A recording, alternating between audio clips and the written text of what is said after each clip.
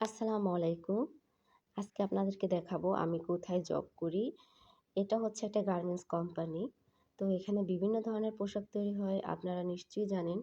তো এই মেয়েটা যে কাজ করছে এটা হচ্ছে টু নিডল মেশিন।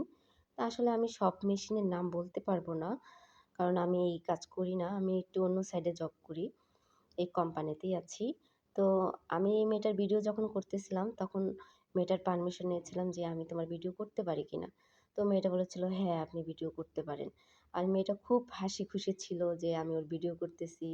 ও অনেক বার বলল আমাকে, "ম্যাডাম আমার ভিডিও কি সবাই দেখতে পাবে?" আমি বললাম, "হ্যাঁ, তোমার ভিডিও সবাই দেখতে পাবে।"